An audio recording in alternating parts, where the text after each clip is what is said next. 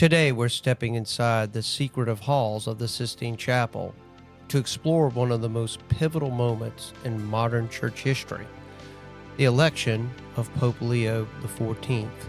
It was a time of global uncertainty, deepening divisions within the church, and cries for reform echoing from pews around the world. As the white smoke rose above St. Peter's Square, the world met a new pontiff, one whose name, Leo, invoked memories of strength, vision, and change. But who was Leo XIV before the white cassock? What forces shaped the conclave that chose him? And what does his election mean for the future of the Catholic Church? Whether you're a church historian or simply curious about how the Vatican works, you're in the right place. Let us begin our journey into the conclave that brought us Pope Leo XIV.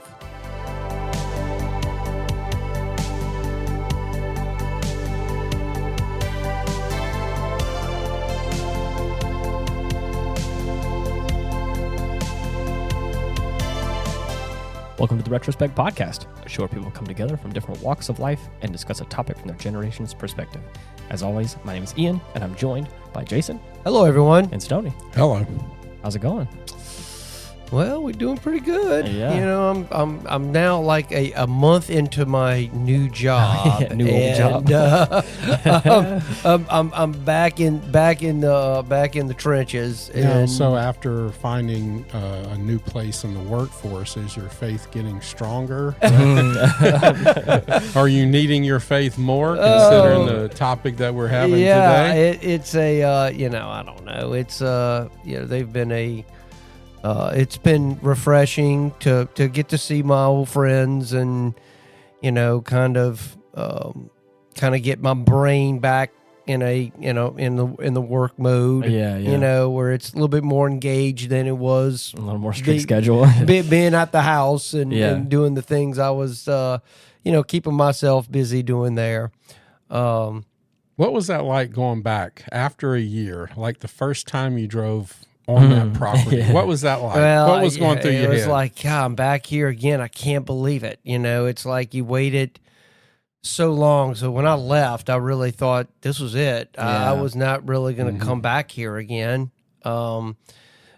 Just of how I left. But like a bad relationship, you always well, come it back. wasn't necessarily bad. I It was blame. just it was just. Old. It was really It was done. It was done. I was just like, okay, yeah. I've had enough of this place. I'm just tired of making the drive here. Get tired of that. But it's amazing what a year off will do. I can kind of see things with a fresh perspective now. Yeah. And I talk to people that are kind of still in the game, so to speak, and I said, you wait till you could step away for a while. Yeah. Well, that's like me. I was talking to somebody last night, as a matter of fact, about what it would be like after the accident, after they treated me the way they did, for me to drive back on my old company's property, Yeah. what it would be like. And I says, I can't. Right. I can't do it. I have no faith, no trust. I would not feel safe. And I'm not talking about just walking on it, considering I was walking when the accident happened. Yeah. I'm talking about safe mentally, physically, spiritually, everything. I would not feel safe walking back on that property again after the way they treated me. I don't doubt it. So it's kind of hard. Yeah. I mean, I Crazy. ran out of time and they fired me. Yeah. Wait, this was your fault, 100% your fault. So being that this is kind of a show on faith today, mine's taking a hit. Yeah. My faith is definitely taking a hit. Yeah, so. I mean, we're talking about a very historic event that occurred because, you don't elect popes every other week. I mean, And it also felt a little appropriate because we recently, not knowingly, we did the prophecy on the popes. Yep. It felt, poignant. And then I think we did an episode on the passing, or did we do an episode of the passing of or did we? I think we just talked about. We talked about I think we talked about it. But I felt that it was like it's probably a good time as any to kind of talk about what the more in details of what all this kind of takes place in, because I'm, as a person who's not in the Catholic faith, or I don't practice any of that. I don't know what all the different things mean, all the lingo, all the different stuff, but I know it's an important time in history because, just like you said, it's not like it's every day that we get a new pope. Well, one of the things really prevalent in the Catholic Church and religion is you have to get used to standing up, sitting down, standing up, sitting down, standing up, sitting down, kneeling. You know why sitting down. they do that? You realize? Exercise? No, believe it or not, it's something Keep you from falling asleep. That's it. Yeah. That is why that happens, and that is reason why that has evolved over time. But there is no, other than the significance of certain events that are going on, but it's there's a dual role. Like, for example, when we sit, when we listen to, like, we have the readings. Yeah. For an example, when we get to that part of the Mass, when there's the first reading, the first reading, there's responsorial psalm, and then there's a second reading. You're sitting for those. Yeah. The gospel, you get up, you stand. Right. So it's showing the significance. Okay, we're reading either one of Paul's epistles, maybe an Old Testament reading. Yeah. It's generally the first reading is always something generally from the Old Testament. During different times of the year, it may be from the Acts of the Apostles. The second reading is always one of Paul's epistles or something from James. It's kind of specifically about Jesus. Right. And then the gospel, because what are the differences? But when you look at the Bible, the gospels are actually the story of Jesus himself. It's the other things are just simply writings. Our understanding of, why did Paul write so prolifically during the time? He was writing to certain congregations of different church communities that were generally having issues. Or even specific people. Right. He in his letters, he was either going to a congregation or specific people. Right. So, people are familiar with that. But as far as the significance of why we sit, stand, it's, as I said, it's two things. It keeps people from, kind of keep you engaged where you don't get drowsy and stuff, because it's kind of normally how that happens. Right. But it's also, there are some significances, like when we get to Eucharist, you're kneeling at that point.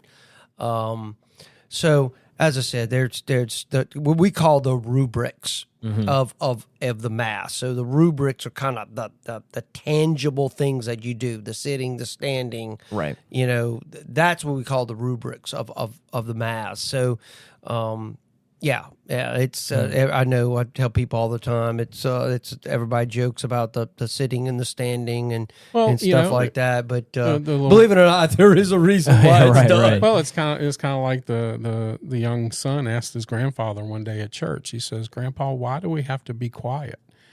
And he said, "So you don't wake the people up." Okay. Well, one of the things about this conclave, right off the top, was that it was one of the shortest ones in history.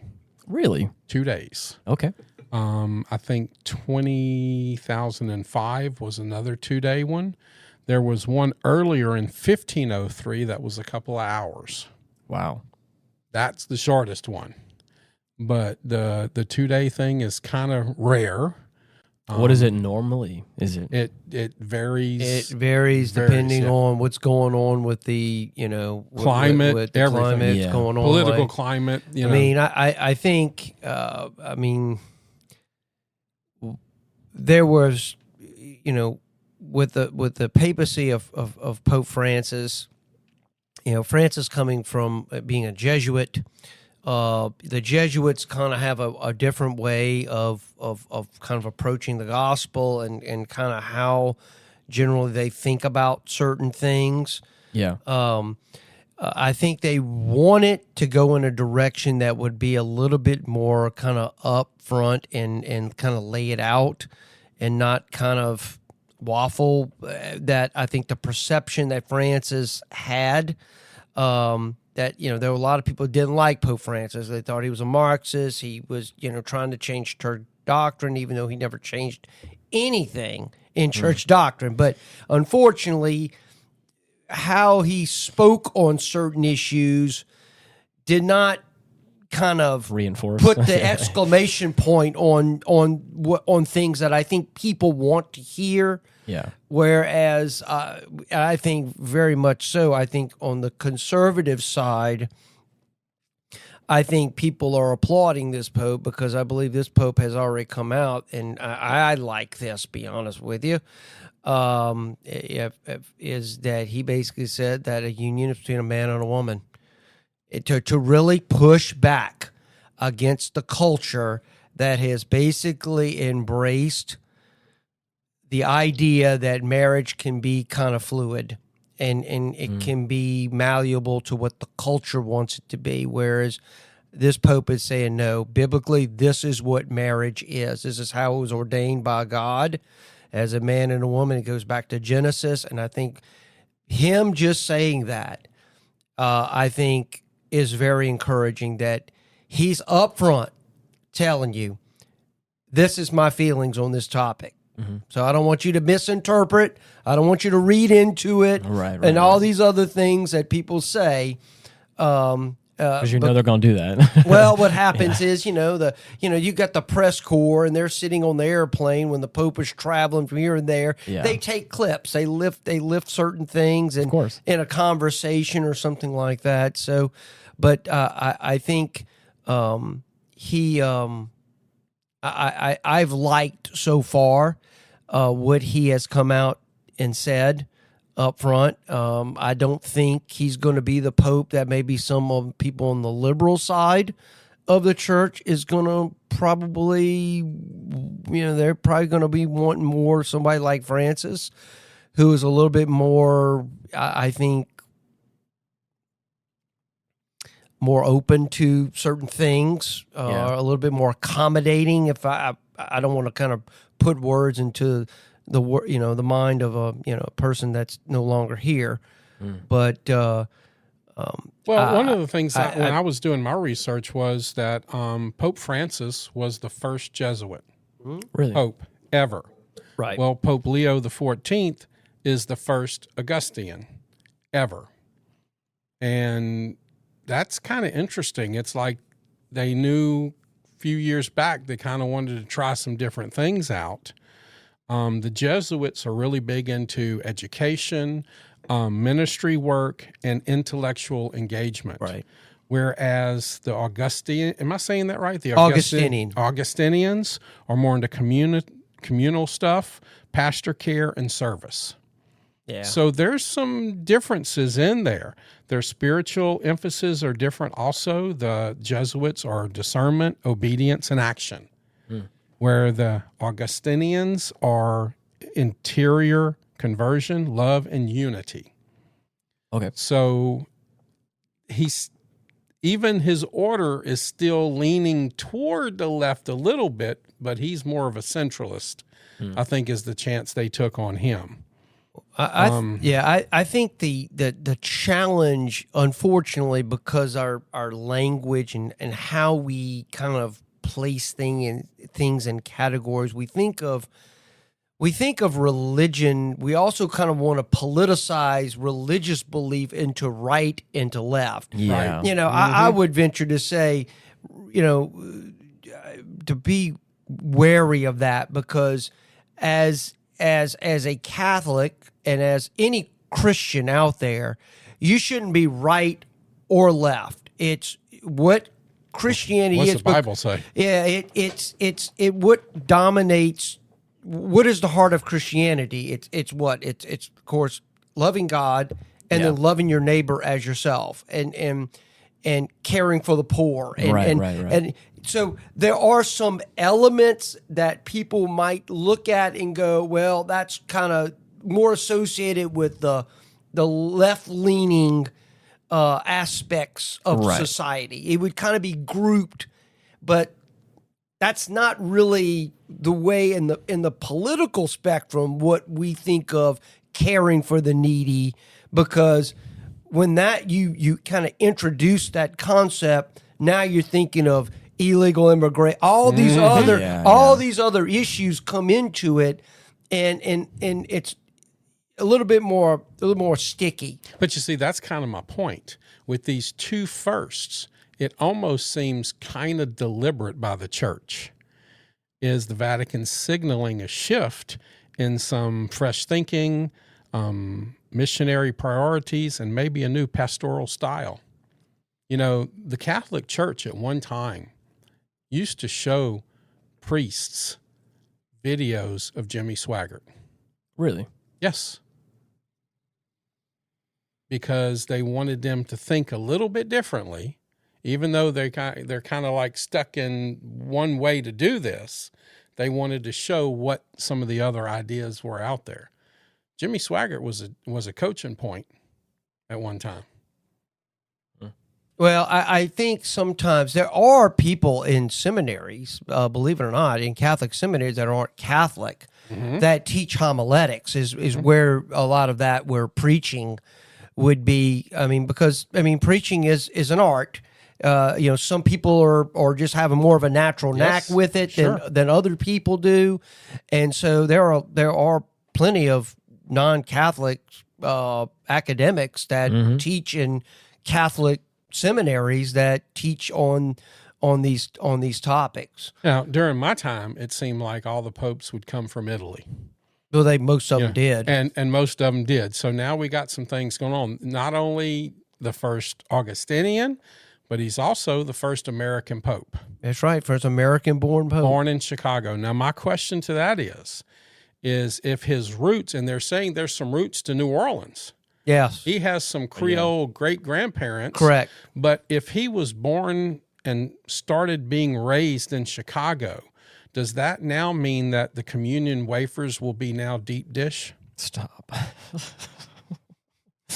I don't think so. I don't know. I don't know. I'm just putting that out there for inquiring minds that want to know that. Somebody else said something along those lines. I was having a conversation with somebody else about that, and that came up, and I was like, yeah, that's pretty good. That's pretty good. Well, when they found out, he's got roots to New Orleans, how come the smoke wasn't the Mardi Gras colors coming out instead of white? They could have, what is it, blue, gold, and what is it? What are the Mardi Gras colors? Green, blue, gold, something? Yeah. Well, it's as I said, I think he was not the first. I don't believe he was the first choice. I believe there were other cardinals in contention. I believe the European cardinals were rallying around another cardinal. And right now I'm drawing a blank, and I should know that, but I don't at the moment. Maybe y'all can look that up. But there was one that was kind of the early favorite. Yeah. And unfortunately, I wouldn't say unfortunately, maybe it was a good thing, the Asian and the African cardinals disagreed. So he was not going to get enough votes, which tells me, maybe there was something else going on there. But I believe Robert Prevost, I believe, is his cardinal. That was his name. Yeah, he took on the name Leo XIV, and he mentioned that his inspiration was Leo XIII is the reason he chose Leo XIV. Right. And if for people who don't know, Leo XIII was the Pope, I believe, right during the time of industrialization, when that was starting to happen in the world. You may want to look up the dates of when he was of his pontificate. But he was also elected Pope during the changing society was going through some massive upheavals. People started leaving the farms and going to cities and working in factories and stuff like that. So how religion interacted with the family and how that all kind of worked was starting to change. So you started getting away from a agrarian type basis to more of an urban industrialized basis of how people interacted. So, well, on the your thing on maybe he wasn't the first choice, on May the 7th at 9 p.m. came the first black smoke. That was the first vote, and they did not choose a pope. Then 11:51 a.m. on May the 8th, the second black smoke. yep. So there was 2 votes before Pope Leo XIV was elected, and that was at 6:07 p.m. Yeah, I think he And was a compromise. I think he was, because he's kind of a centralist. Right. If you think about it, he's a centralist. They want that pendulum to swing back the other way, but they don't want to go too far. But they want to kind of Right. fix some of the things that Francis I may know. have been perceived to mess up or go the wrong direction on. Now, but this Pope, he does bash the crap out of Trump. Yeah, he does not like Trump at all. on the immigration stuff. part, and I'm going to tell you, when it comes to that, it's always going to be that's where the church. This is the tightrope that it walks, because the call is to care for the immigrant, to care for that, and unfortunately, the politics of this issue is not as clear because. And this is my disagreements with some of this stuff, because I do believe that immigrants should be taken care of. I just believe, and I don't believe he has indicated just unfettered immigration, because that overwhelms a country's ability to do that. See, here's I the think problem. it's legal immigration is where you need that's to. exactly where I was going to go. There's enough people coming to America legally Right. for the church to have a time helping those people Exactly. out. But when they come to this country illegally, Yep. the church shouldn't have a say in it. Number one, the separation of church and state. You lose your church status if you preach politics on the pulpit. So how about you stay out of that? But there's enough people to help that need help. If you want to stand on immigration, do it. There's a lot of people coming to America legally that need help. But the illegal ones, they need to go back home.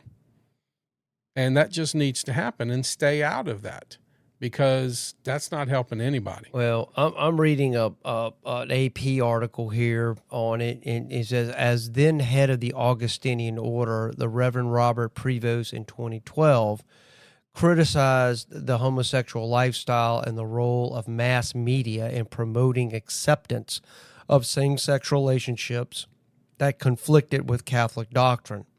A decade later, during Francis' pontificate, he acknowledged Francis' call for a more inclusive church and said he didn't want people excluded just on the basis of their lifestyle. And I think, unfortunately, that is where Pope Francis ran into trouble, because on one side, you want to extend the olive branch. You want to extend that there is redemption. There is the ability to look at your behavior. Is your behavior in accordance to what God is calling you to do? And I think, unfortunately, in doing that, many people perceive that as an acceptance of these sort of these sort of relationships that our Western culture, through its mass media, social media, has promoted an acceptance that these type of relationships are just the same as the normal heterosexual type relationship. So I think those tensions that, unfortunately, what Francis was trying to bridge, unfortunately, the conservative side lashed out at it, because it was it was like, oh, you're accepting, you're just giving acceptance to this kind of sinful stuff. And of course, the left side is saying, yay, because, we have dignity too, and we're all made in God's image, and we're supposed to love one another. So that fight that exists, that conflict exists. And so how do you walk that line as a pastor of a church where you want to be welcoming? Yeah. I want people come in, because if you exclude them out, then what are you going to do? I mean, that's not what Jesus would do. Right. The question is I want you to come in, but I also want you to recognize that maybe you need to do some self-reflection, Yeah. Maybe you need to understand that maybe what I'm doing is not congruent with what has been proclaimed in the gospel from time immemorial. And so I think with with Pope Leo, I think you see, him affirming, the ideal relationship is a man and a woman, the way it was ordained by God. Mm-hmm. But yet at the same time, hey, everybody that's not in those kind of relationships, I don't cast you out. I don't want to throw you off into darkness. I want you to come in. I want you to see the light. Right. That's where I think he's trying to walk this difficult tightrope that we have now in the modern world. And of course, it's more prevalent in the Western world than it is, I would say, in Asia and Africa, where they're very, very conservative on the other side. It's just outright condemnation of that kind of those kind of things. But when you're the leader of a global church, right, within that church, there's going to be competing factions. You never can get away from it. Yeah. It's been that way since since the beginning. Yeah. I tell people all the time, we had dissension in the earliest church, starting with Judas. Yeah. Here you had a guy that walked with Christ, saw his miracles, did everything, but yet at the end of the day, he still sold him down the river for 30 pieces of silver. Right. So it only stands to reason as time goes on, people are going to be fighting these issues. So as Pope, he's got a tremendous challenge in front of him right now with this issue, and I pray for him daily that the Spirit Holy Spirit guides him and gives him the strength he needs, because it's a tough job. Oh yeah, I mean, he's going to get hit on all sides, and even on things not regarding those type of issues. Then you got the Vatican Bank and issues of the Roman Curia. And let's be honest, there's going to be politics going on there too. Yeah. And, basically, he's the ruler of a country and a religion, because the Vatican is a country. It's the smallest country in the world. Right. The bank, you got, like you said, the bank, you got a lot going on. Yeah, there's a lot going on. And I know Pope Francis attempted to take on the Curia. Mm-hmm. Part of the reason why he didn't even reside within the Sistine Chapel, he lived in an apartment. I guess he was trying to give an example of trying not to kind of appear to be too caught up in all that. I kind of like more of the traditional stuff. I'm glad he came out in the traditional papal garb, the traditional papal greeting. He kind of went along with the script, so to speak, back to the roots. Yeah. So I'm happy to see that, but this is different. Here you've got a pope speaking very clear English. Right. I mean, here's born in Chicago, got roots here in the United States, even though, his priesthood took him away from the United States and into South America. But I mean, he's born and raised inside the United States. I don't know if I told you this or not, but I played a little practical joke on Jason while the votes were going on. Okay. I sent him an AI-generated picture of Joe Biden in the papal outfit. No. And I said, Joe Biden is your no pope. Yeah. He just won by mail-in ballots. Oh, stop. Well, I mean, they said Trump sent a tweet of him dressed up in the papal garb. Pope. So man, in researching this, the Augustinians, this is the first Augustinian. Do we know any other Augustinians in history?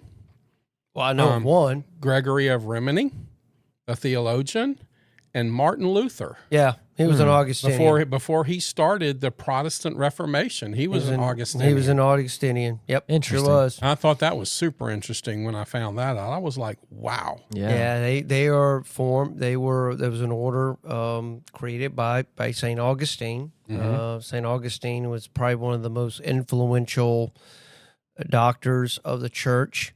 But he also lived centuries before the Augustinians became Augustinians. Well, the order started with Augustine. Now, it's interesting on Augustine. That matter of fact, where I would venture to say where the Catholic Church and where the norms of sexuality and mores come actually from Augustine, because Augustine.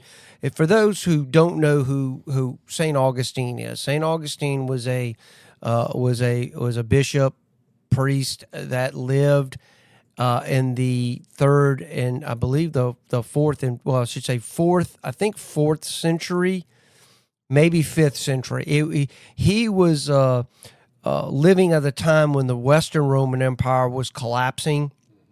Matter of fact, on his deathbed, the Vandals were basically conquering the Roman territories of North Africa at that time, and he just, I believe, in one of his writings, he was just talking about, how you don't need to place your trust in basically the world, because it changes, and if people who don't know, like there's some his two famous works were the Confessions of St. Augustine and the City of God. And those are two pretty much required readings for anybody in basic Augustinian theology. Augustine was an interesting character, just kind of real quick on him, but he was basically kind of what we'd call today a playboy. Yeah, he had an affairs, and he had a child out of wedlock, it was just he led a kind of his mother prayed for him for conversion. I believe his mother was i.e. Catholic Christian at the time. His father was a pagan. So this was at a time when you still had people who believed in, the other Roman gods. And she prayed that eventually her son would come to the Lord. And he eventually did. And he had a radical transformation. And he became one of the greatest doctors of the Western Church. The Western Church kind of has their influential, figures that contributed to what I would call the growth of Catholicism or Christianity at the time. And then, of course, the East also has theirs. Right. But he was a very influential, and that's why an order was started from him. So, I don't think I've ever met an Augustinian. I may have, I just don't ever remember. Right. In my life, I don't think I've ever met an Augustinian. I've met Dominicans, I've met Jesuits, met plenty of Jesuits. Oh yeah. Is there certain areas where groups were kind of like? Well, those are what they call religious orders. So within the Catholic world, I mean, like for example, my priest at my church is a diocesan priest. Mm-hmm. He is not a member of a religious order. Religious orders take vows within that order. A diocesan priest doesn't, swears obedience to the bishop. Right. And his diocese of what he is, what he's right. of what parish he's assigned. That's who he pastors. They don't take vows of poverty. Really? They do not. I see. They do not. They take vows of obedience. Now they're not living in mansions. They generally are living in either in a priest rectory that's provided by the church, right, or a house. Like for example, the priest in our parish lives in a house that was donated to the parish by a very well-off gentleman who's still alive. Okay, the wow. house is right next to where he lives now, but it's been part of our parish. Well, that's a smart move. Have the priest right next to you. Yeah. I'm just saying. Well, you it know. depends. Yeah. So that's where the priest lives. yeah. So, but some parishes that actually will have a rectory on the church grounds, and kind of that's growing up as a kid. That's how I remember where the priest lived. But religious orders are a little bit different. Religious orders are they're a little bit that's where you see guys taking vows of poverty and Right. chastity and obedience and all these other things. So they live in a communal type environment. Diocesan priests do not. So it's a little bit different. So yeah, he's as I'm saying, at least I don't ever remember meeting an Augustinian. I really don't, which I'm very interested. I'm very curious how this is going to play out in the future. I saw some news today that he wants to meet with Putin and Zelensky to try to get some sort of peace agreement between these two countries to stop this war. Which one thing about Augustinians, they don't like war at all. Okay. They're not warmongers at all. Well, one of the things that could pop out about them too is they're very educated. Some of them are very smart. Oh, well, and I was researching Pope Leo XIV. I don't know if you know this or not, but he got his first degree at Villanova University in mathematics. That's no joke. And then he got his Master's of Divinity at the Catholic Theological Union in Chicago, but then went on to hold his doctorate in canon law from the Pontifical University of St. Thomas Aquinas in Rome. This guy is sharp. He knows some, I mean, he didn't just say, I'm just going to be a priest one day and just, he's educated.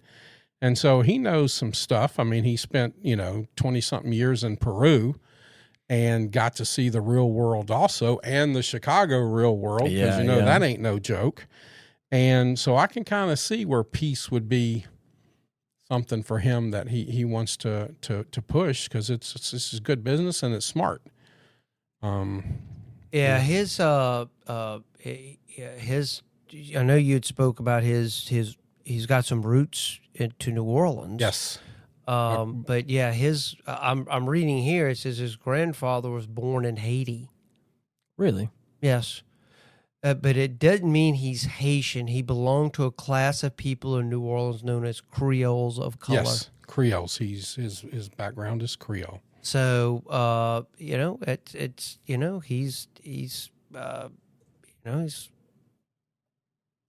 an interesting, I'm as I said, I love the pick.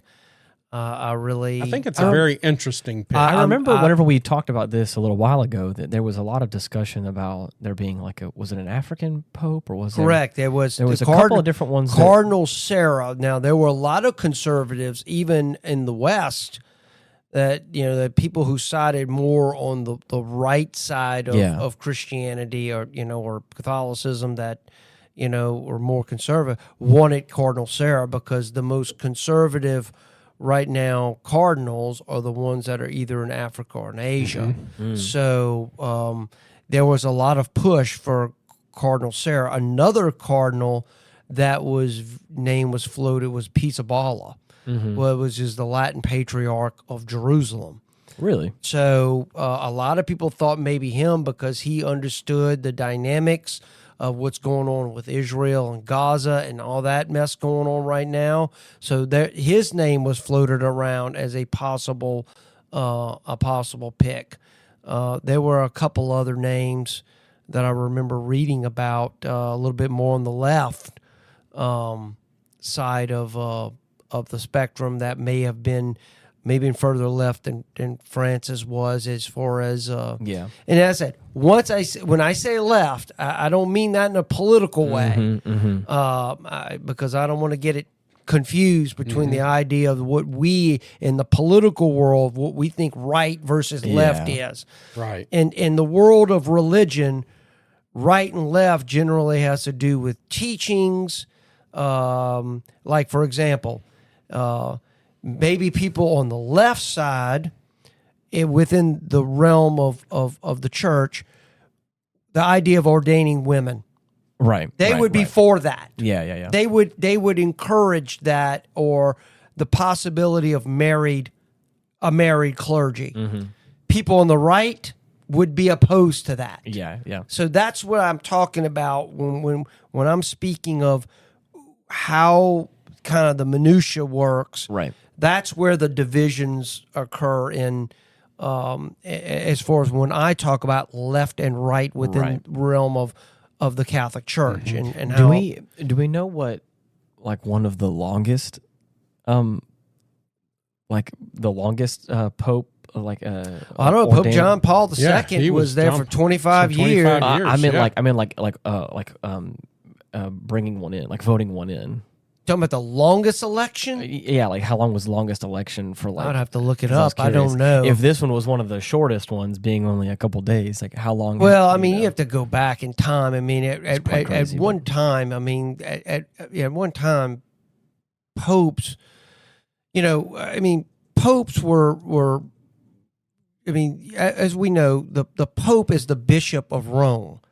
So as Christianity was kind of starting to form in these areas of the Roman Empire, different cities of influence sort of rose up, and the bishops of those particular regions became more influential. To say, if I'm a bishop in maybe a smaller town, so to speak. I just Googled it while we were talking about that, and it was from it was a grand total of 3 years.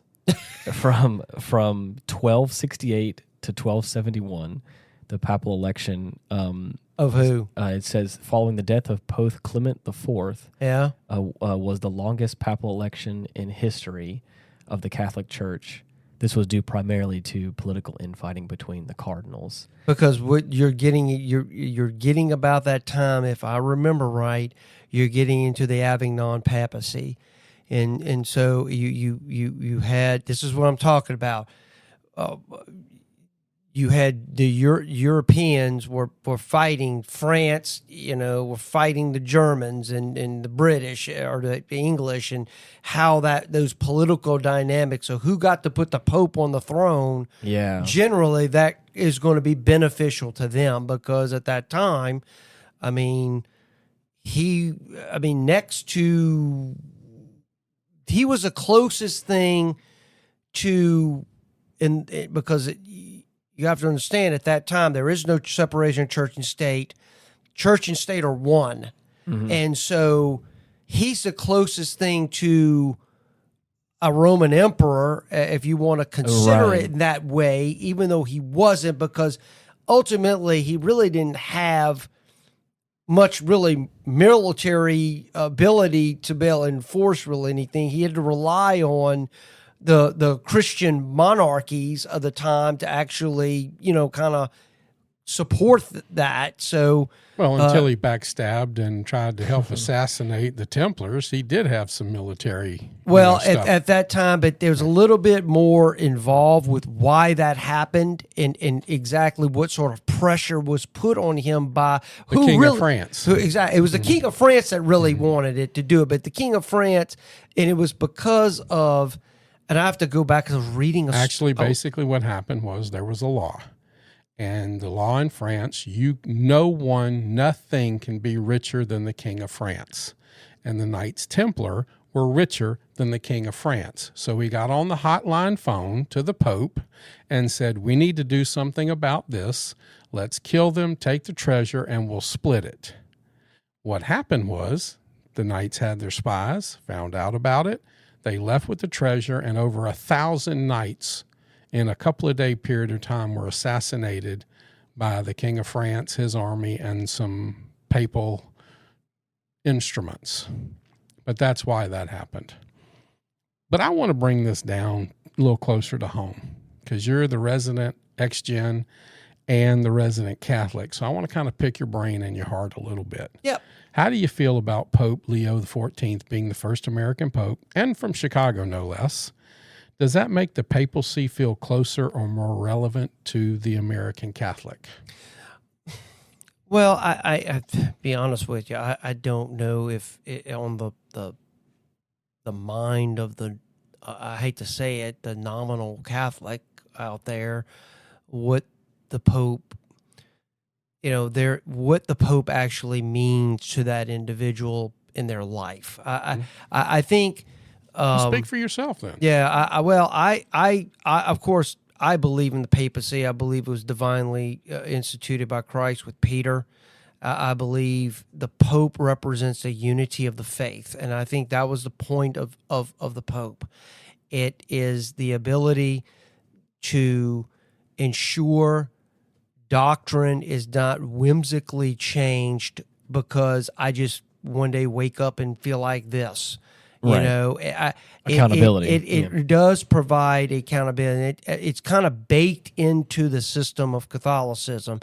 Just like I've said, there are many bishops out there that are very liberal and would want to do something. I mean, I've mentioned it before, what's going on in Germany right now with some of the bishops and what issue Pope Francis was having with that. It was almost a schism occurred because of this issue of blessing of same-sex marriages, and so because it's against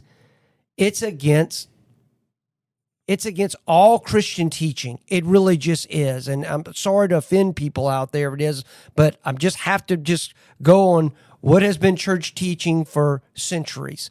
This is it. It's always been a man and a woman, but because of the modern world we're in, and unfortunately, these issues. Western media has a way of making these kind of issues very sympathetic to people. If you look at TV programming now and you see how these are presented now, it makes you sympathetic to it. Oh, they're so nice. They're this, they're that. There's a psychology behind why they're doing that. The statistics speak otherwise. The reality is, but the culture pushes this. So, I like that there is a Pope there that was a bulwark against stopping that, because if you don't have that, think about that. You don't have that, this is what happens. Well, I think it should be done this way, so I'm going to go do it. All right. You see how how easy that can just go on down the road? This is Germany. We're going to do what we want to do in Germany, right? Yeah. Kind of the same thing happened with Henry VIII in England. Yeah. I want a divorce. I don't think the Pope should dictate what goes on in England. I'm going to be my own Pope. So that's what he did. Right. I mean, that's how the Anglican Church started. But baked into Catholicism, here you have a Pope in Rome going, time out. Right. This is against what our own catechism says. Right. So what are you doing? How are you, where are you getting this justification for? So I like the Pope being able to say, to kind of rein in, because I know there are elements within Catholicism, there are people out there that want to take the church on this wild ride. Right. They do. And I am very much opposed to any of that. So for me, I like the idea of the papacy. I do. I think it has deep roots going back all the way to the apostolic age. I think there's deep history there. Have there been good popes? There've been bad popes. Right. And there's some of them that were pretty rotten. Do you feel pretty good about the selection currently? Yeah, I think so. I mean, at the end of the day, you pray, you hope the Spirit guides the church. And I hold on as a Catholic to the words that Jesus said to his apostles when he left them. I'm going to be with you to the end of the age. So I believe that Christ is with the church. He will not let it fail. The teachings have always been what they are. There have been bad people within the church that fall far short right. of what they should be. Like any group of people. Any group of people. But this is where people have to kind of understand the church is a human institution and it's a divine institution. It's two. The divine institution will never fail. The human institution Will always fail. will always be subject to failure. There's going to be people that are going to do things just like Stoney just mentioned with the Knights Templars. I believe there's some deeper story. I remember because I read a book on that time period and the things that led up to the election of that pope at the time. As I said, the story is always deeper than. Absolutely. But that was the final. Right. That was the final. We could have 2 episodes on the Knights Templar of 3 hours each and still not even get into it. As I said, it's just, I would venture to say the church went through probably even a worse time back in the 9th century. Okay. I would say it was in terrible shape at that time, and partly because kings and queens were basically seating popes. And so you had popes that were sitting on the papal throne that probably were not there for the right reasons. Right. And unfortunately, because it was politics, and I hate to say it, but I do throw a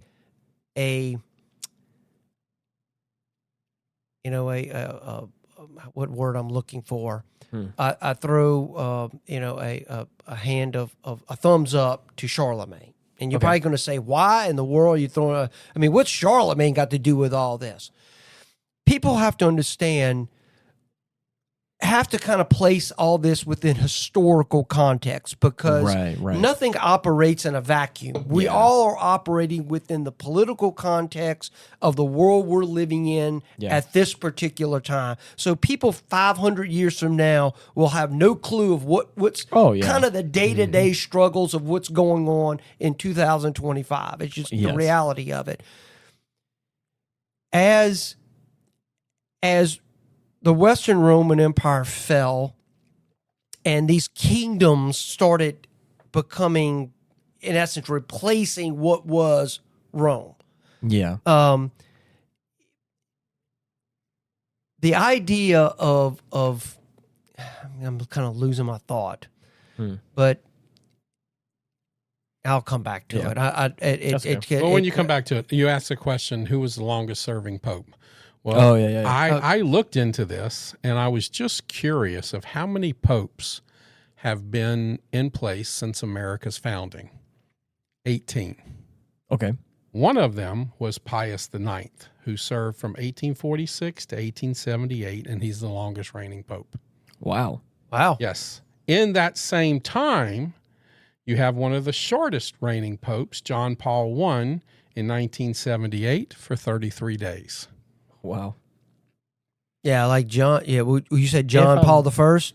Yeah, he was. Yeah, it was interesting how he didn't last very long at all. I'm not mistaken, you just said that one was from Pope until 1878. Pope Leo XIII, I think, was voted in February of 1878, and so Pope Leo XIII was from 1878 until 1903 in his death. So. Right, so that's what I'm saying. He was Pope during a very that changing of that going from that agricultural to more of the urban industrialization and urbanization of society. So he draws inspiration from the Leo XIII. But the new Pope, he's the 267th. Really, I didn't know it was that many. Wow. Yep. Going all the way back. If you just Google list of popes, you'll see. Well, just think of it. Just 18 in the history of America. Look how many more before that there were. I mean, it starts with Peter, and then Peter after Peter is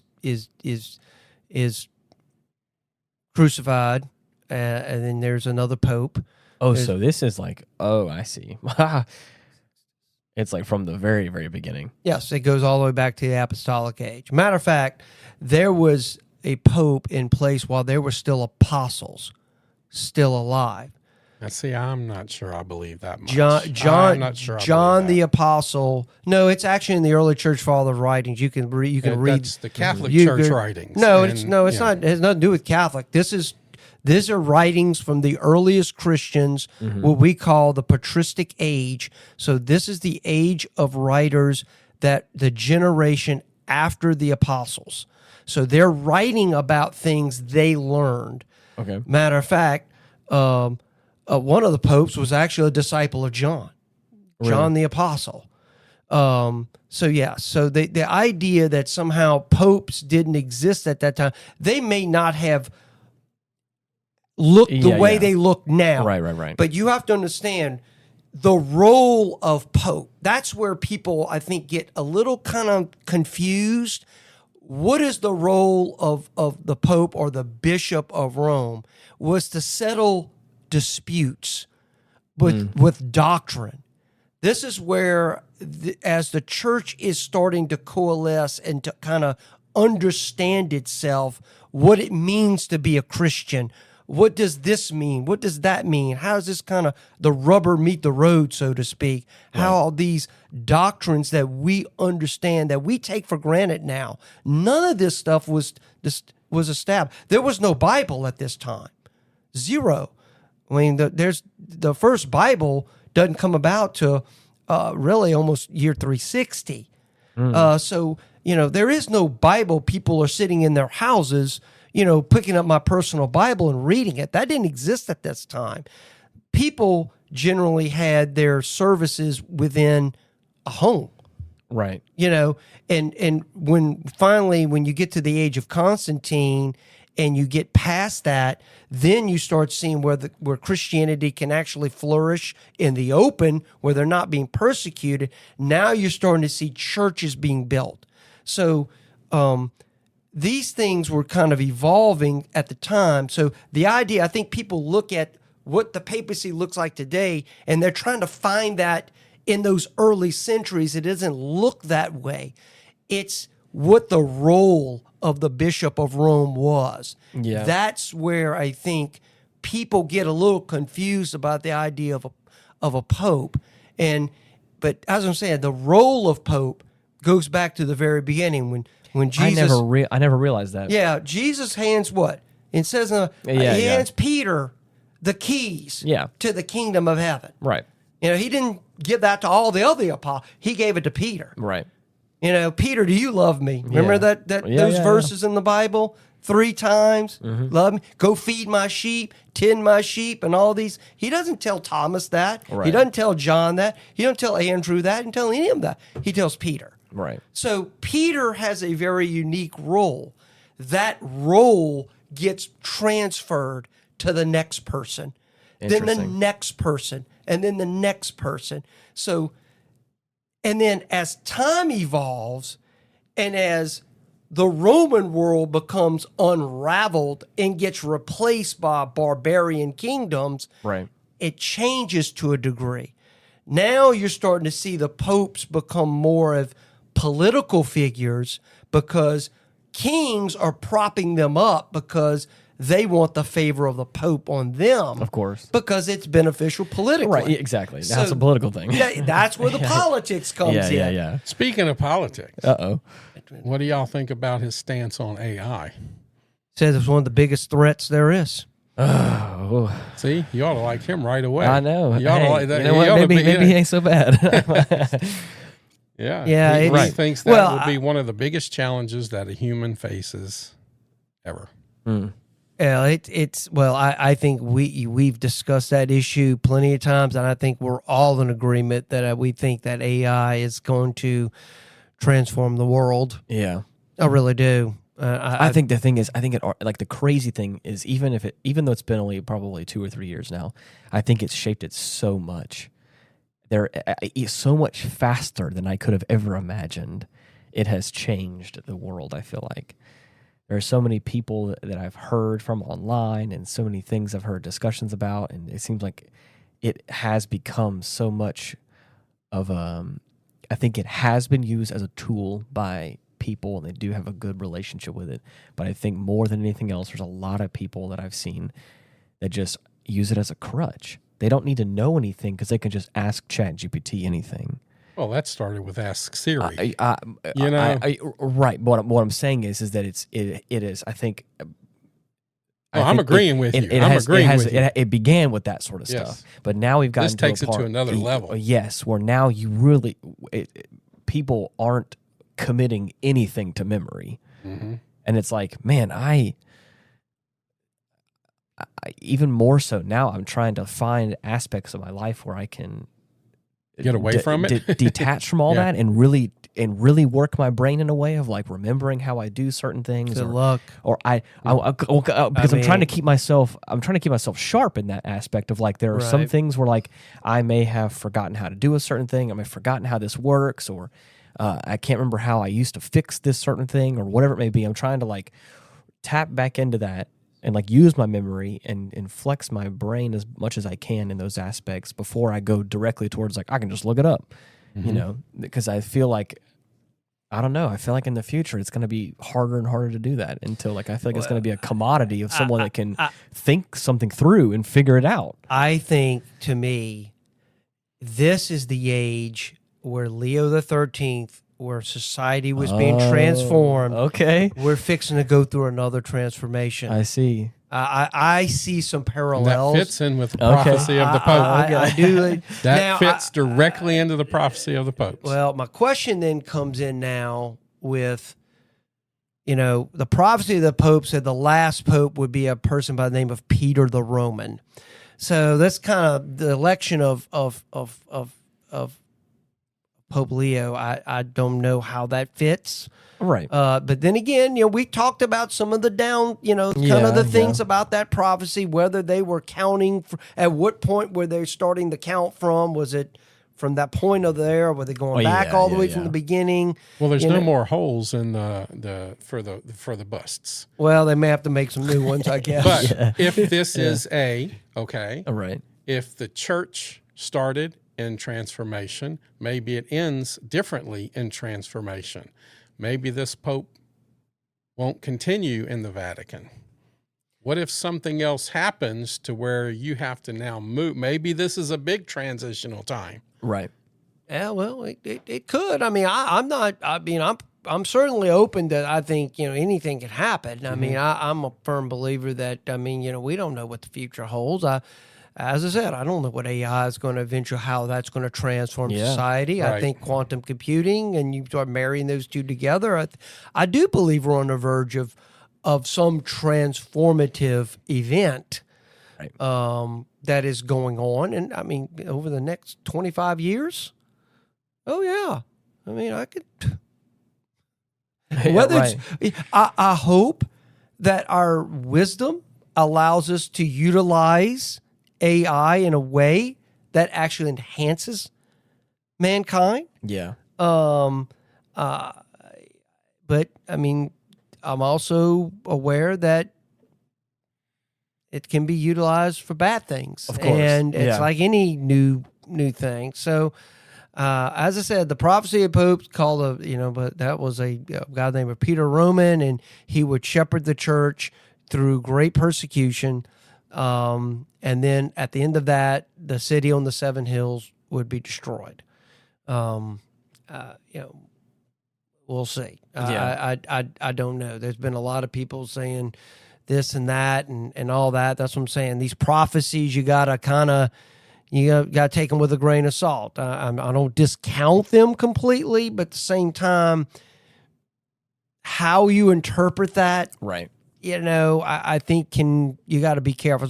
It's like people trying to interpret the book of Revelation. People say, or people saying it's the end of the world, and people going off in the desert and burying themselves in some cave or something, thinking the end of the world. Guess what? World's still here. Yep.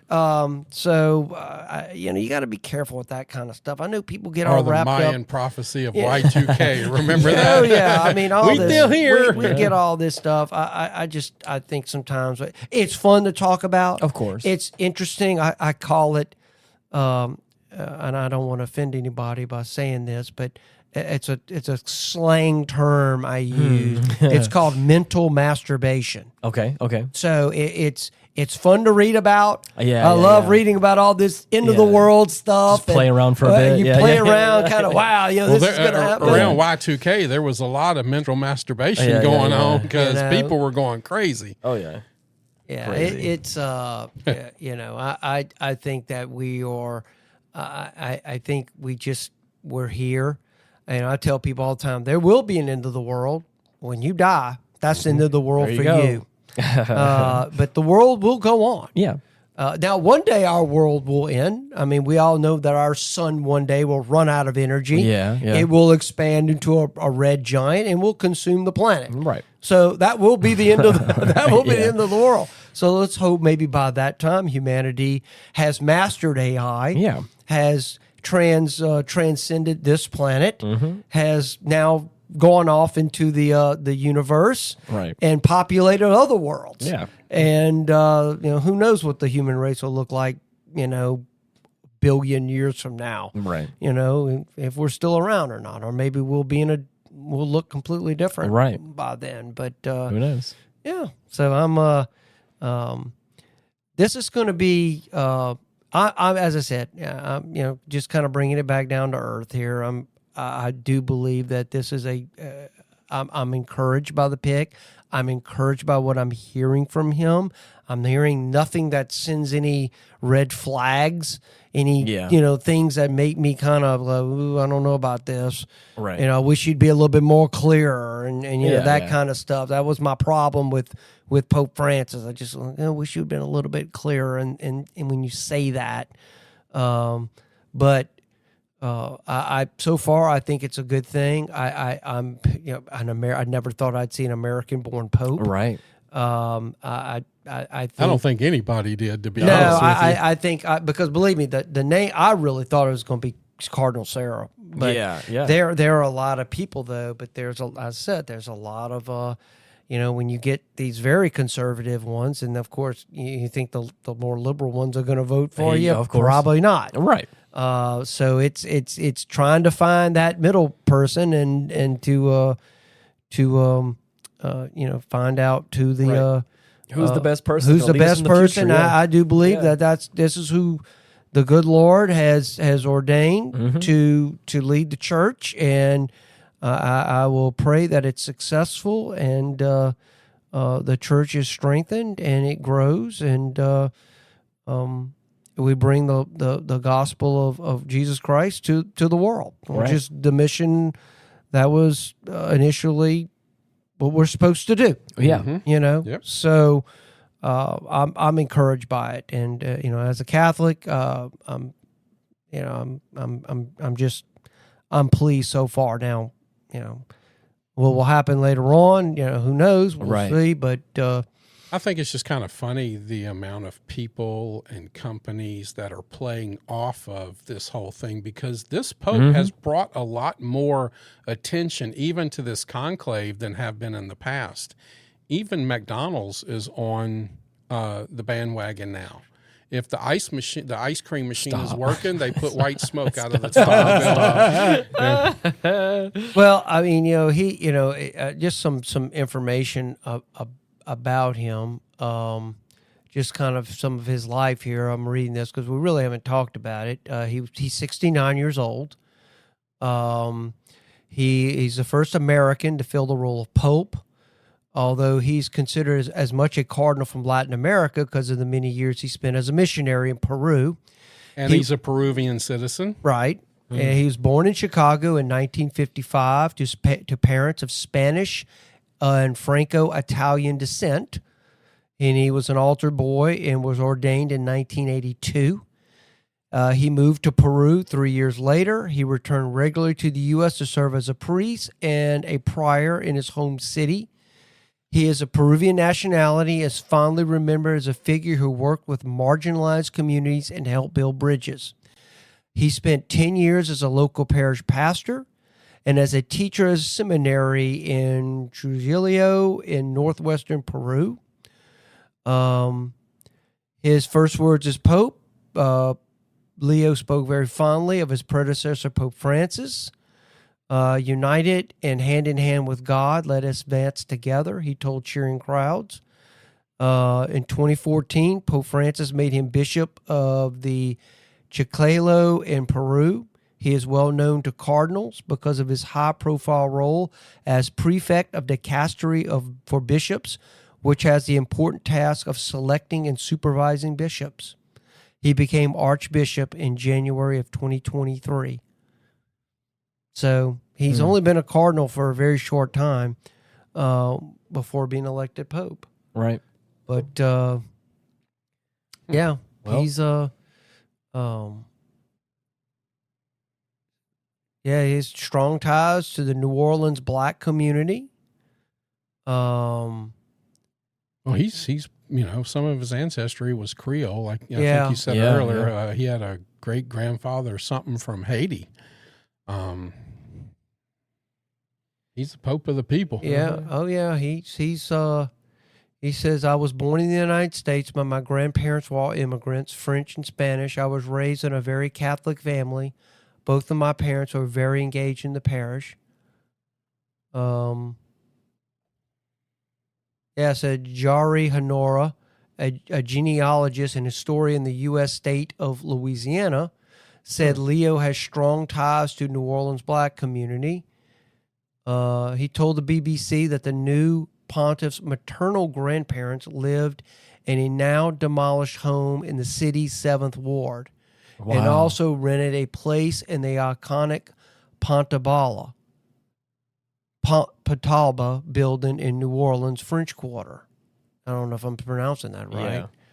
Yeah. Mr. Honora said Pope Leo's grandparents were described as black or mulatto in historical records, but that the family's identity was listed as white when they moved to Chicago, a common practice among black families looking to escape racial segregation. Wow. So he says it shrinks that gap between Rome, New Orleans, or New Orleans and Chicago. That's interesting. So that's awesome. yeah, he says, in choosing his papal name, Leo has signified a commitment to dynamic social issues, according to the experts. The first pontiff to use the name Leo, whose papacy ended in 461, met Attila the Hun and persuaded him not to attack Rome. That's another issue we didn't talked about. Yeah. The first where the Leo comes from. Pope Leo the Great is what they, but he's the one that basically, as the Roman government, as a civil government was collapsing in the West, in essence, the church filled the void, so to speak, kind of like picture it if today, if the United States was being invaded and it was collapsing, the religious institutions were filling the roles of what civil officials would be. So this is what this bishop of Rome was doing at the time, was going out, met Attila the Hun, and basically said, if you attack Rome, God is going to curse you. I forget the exact dialogue that occurred, but Attila turned around and left. Wow. He was on a rampage. He would have probably come into Rome and destroyed it. He would have sacked the city. But it's so funny, after that event, he left, returned back home, and then fell into all kind of problems, ended up dying. Wow. So, yeah, it's interesting how all that worked. But he said the last Pope Leo, who led the church from 1878 to 1903 and wrote influential treatise on workers' rights. So here's that we talked about that. I can almost see now with AI, as AI starts replacing these jobs, what does that mean for people? Right. Where do I find dignity now? If the computer can do everything now, what's my purpose in life? Right. What am I supposed? So I can see how maybe there could be some parallels there. Yeah. In the film world, we call it foreshadowing. Yeah. It's so maybe there's a little bit of that going on. Yeah, it's interesting to see. I'm excited to see. He's got some, of course, he's got some things on climate change, and I think it kind of goes more into humans being good stewards of the earth. Right. We shouldn't just pollute the world and pollute our rivers and stuff Right. like that. So Makes sense. but yeah. I said there's going to be some things that he's probably like some conservatives are going to like, Mm-hmm. and some conservatives are going to hate, Right. and the same things on the liberal side. There are going to be some things the liberals like, Yep. and some things they hate. It's just basically where I want my pope. Yeah. I'd rather him there than either entrenched on one side or than the course. other, because I just think that's We've talked where about we that need- where we need to numerous be. times on the show. there's truth in the middle. Yeah, there's truth in the middle. Unfortunately, the extremes Yes. kind of have a way of Pulling you to either side. Yeah. distorting it a little bit, and so I think we will see we'll definitely see a more of a centrist type approach to his papacy. Cool stuff. Well, for those of you who want to let us know what you think about all this, or if you have any suggestions for topics or things you want us to touch on, we have the comment sections on both YouTube and Spotify. You can also email us at getoffendedtogether@gmail.com. The website as well. Retrospectpodcast.com.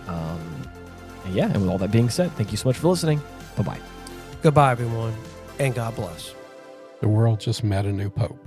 And whether you're following from a spiritual, historical, or cultural perspective, moments like this remind us that the story of leadership, morality, and human connection is always unfolding. Thanks for being a part of that with us. You're the best. Peace.